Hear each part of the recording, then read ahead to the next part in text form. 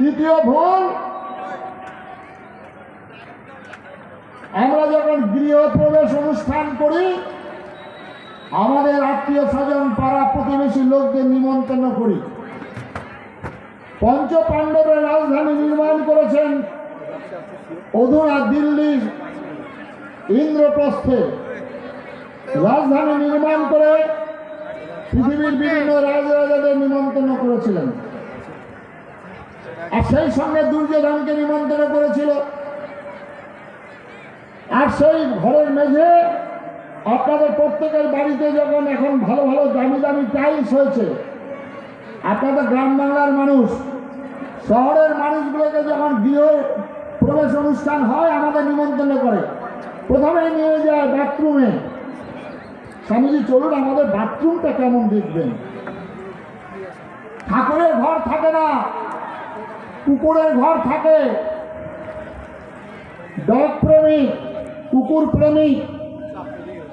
আমি বললাম একটা জামশেদপুরে যে আপনাদের এত সুন্দর বাড়ি, এখানে বেডরুম দেখালেন, এখানে কিচেন রুম দেখালেন, এখানে ড্রয়িং রুম দেখালেন, এখানে স্টাডি রুম দেখালেন, বাথরুমটা আগে দেখিয়েছেন, ঠাকুরের ঘর কোথায়? স্বামীজি সিমেন্ট का बहुत महंगाई हो गया, সিমেন্টের দাম খুব বেড়ে গেছে, যার জন্য ঠাকুরের ঘর হলো না। আমাদের হিন্দুদের কুকুরের ঘর হয় কিন্তু ঠাকুরের ঘর হয় না। কে রক্ষা করবে? ভগবান। কে রক্ষা করবে? কারো পাপের সাধ্য নাই হিন্দুকে রক্ষা করা।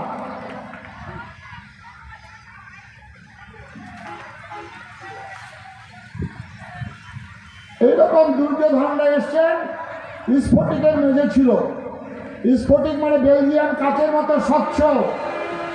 আর সেখানে দুর্যোধন বেচারি পা দিতে গিয়ে, জল মনে করে পা দিতে গিয়ে পড়ে গিয়েছিল। পাশের থেকে দ্রৌপদী খিলখিল করে হেসে বলছেন, আন্ধা কা বেটা আন্ধা, অন্ধের ছেলে অন্ধ। কত বড় অন্যায়! প্রথম হচ্ছে বয়সে বড়, ভাসুর সম্পর্কে। দ্বিতীয় হচ্ছেন তাকে নিমন্ত্রণ করেছেন। তৃতীয় হচ্ছে রাজপুত্র। মুখের ভাষা।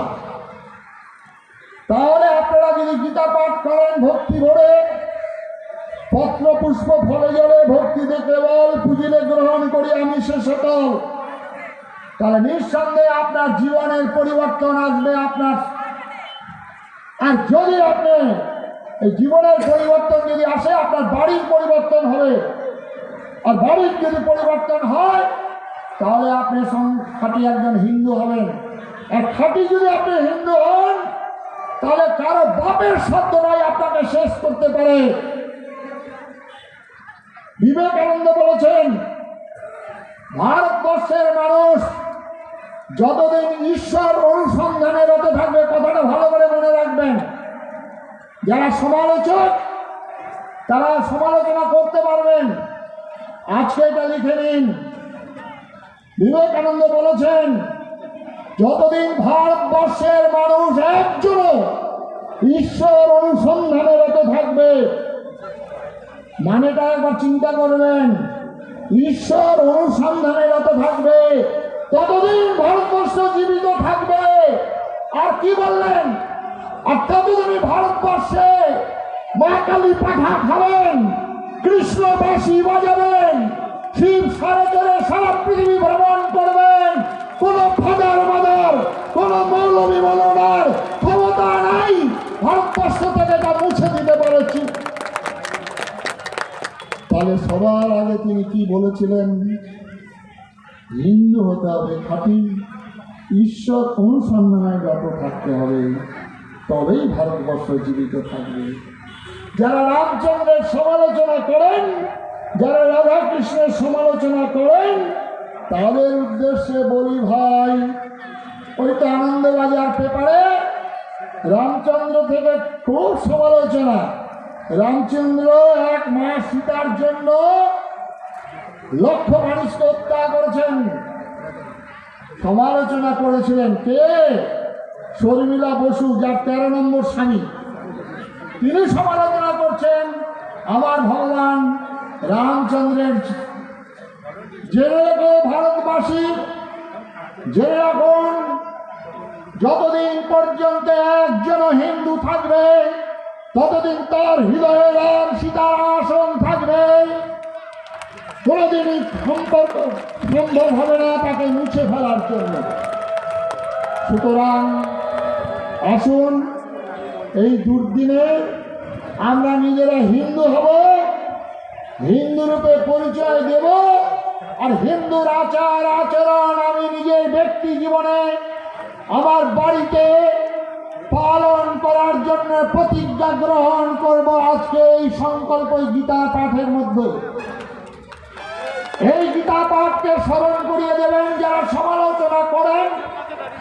গীতা হলো আকাশের মতো উদার,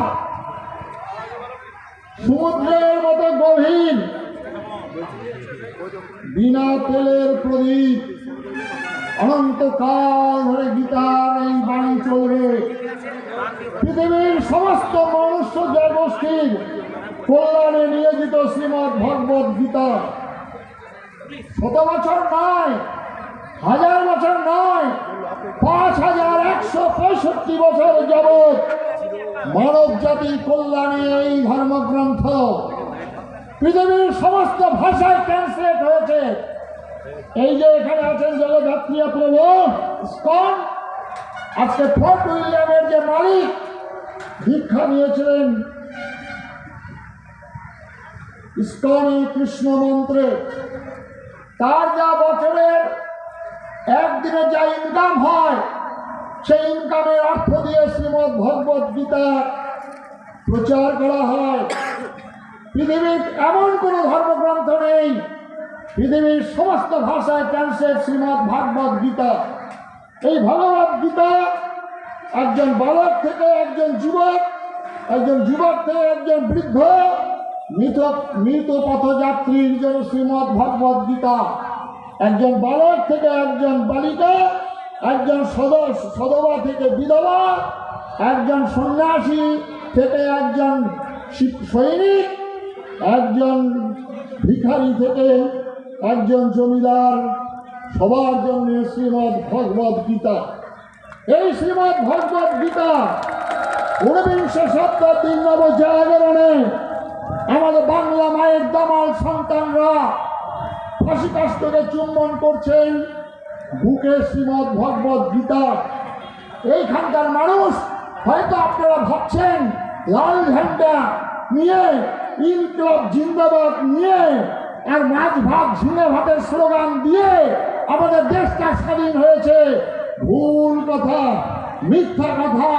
নতুন করে ইতিহাস লেখা হবে।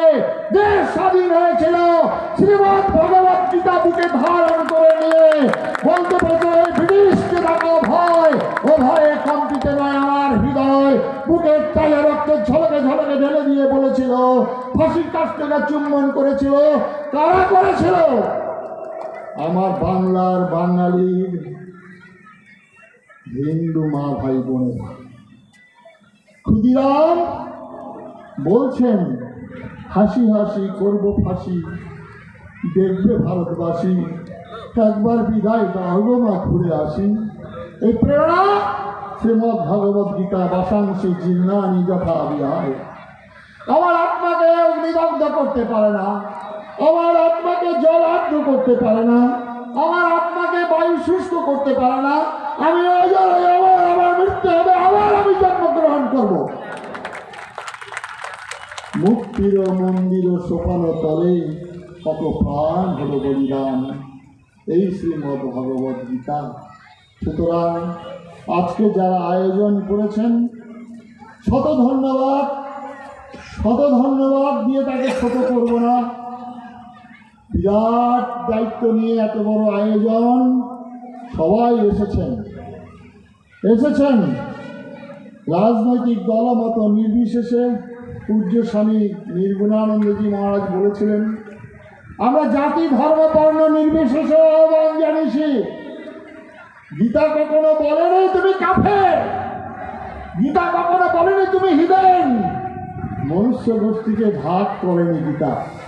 তাই তো আমার দেশের একজন সন্ন্যাসী ওই আমেরিকা শহরে, চিকাগো শহরে দাঁড়িয়ে বলছিলেন, এখানে নয় সেখানে দাঁড়িয়ে কি বলছিলেন?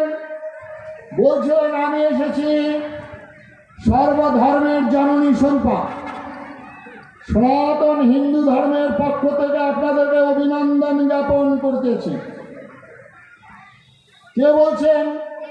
বিবেকানন্দ। কোথায় বলছেন? চিকাগো শহর।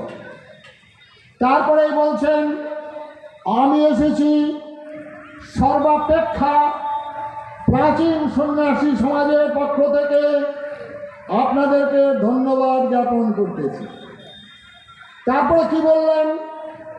আমি এসেছি সেই দেশ থেকে, পৃথিবীর সমস্ত বিতাড়িত জাতি গোষ্ঠীকে যে দেশ আশ্রয় দান করেছেন, সেই দেশের পক্ষ থেকে আপনাদেরকে অভিনন্দন জ্ঞাপন করতেছি।